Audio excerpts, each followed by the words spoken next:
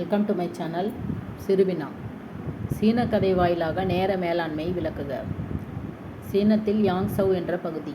பல இளைஞர்கள் நீச்சல் வீரர்கள். நீச்சல் தன்னம்பிக்கை தருவதோடு எதிர்நீச்சல் போடவும் கற்றுத்தருகிறது. ஒரு நாள் படகில் ஆழமான நதியில் பல இளைஞர்கள் பயணம் செய்கிறார்கள்.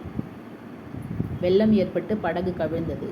அனைவரும் நதியில் விழுந்து நீச்சல் அடிக்க ஆரம்பித்தனர். ஒருவன் மட்டும் சரியாக நீந்தாமல் தத்தளித்தான். அவன் மற்ற வீரர்களை விட சிறந்த வீரனும் கூட. எல்லோரும் ஏன் பின்தங்குகிறாய் என்று கேட்கிறார்கள். நீ சிறந்த வீரனே என்கிறார்.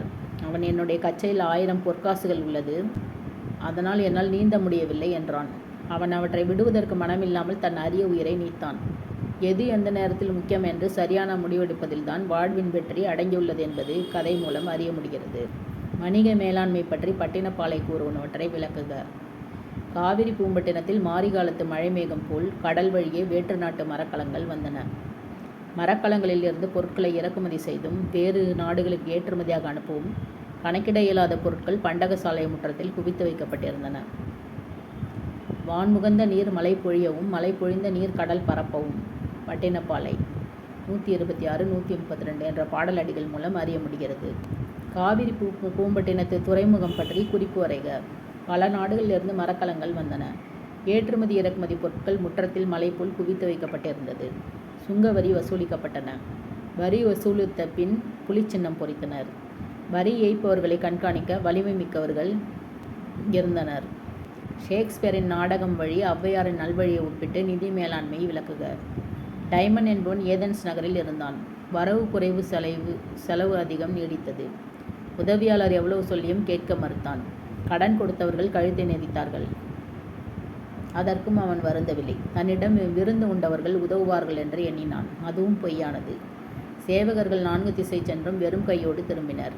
டைமன் ஊருக்கு ஒதுக்குப்புறமாக செல்கிறான். மனித இனத்தையே வெறுக்கிறான். இதையே ஔவையார், ஆன முதலில் அதிகம் செலவானால் மானம் அழிந்து மதிக்கெட்டு போன திசை எல்லாருக்கும் கள்ளனாய், ஏழி பிறப்புக்கும் தீயனாய், நல்லாருக்கும் பொல்லனாம் நாடு.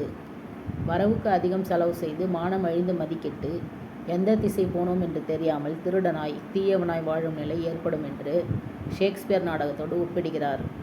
மேலான மேலாண்மை என்பது என்ன? மேலாண்மை என்பது வெறும் புத்தக அறிவுடன் முடிவதன்று. நொடிக்கு நொடி சூழல்கள் மாறிக்கொண்டே இருப்பது.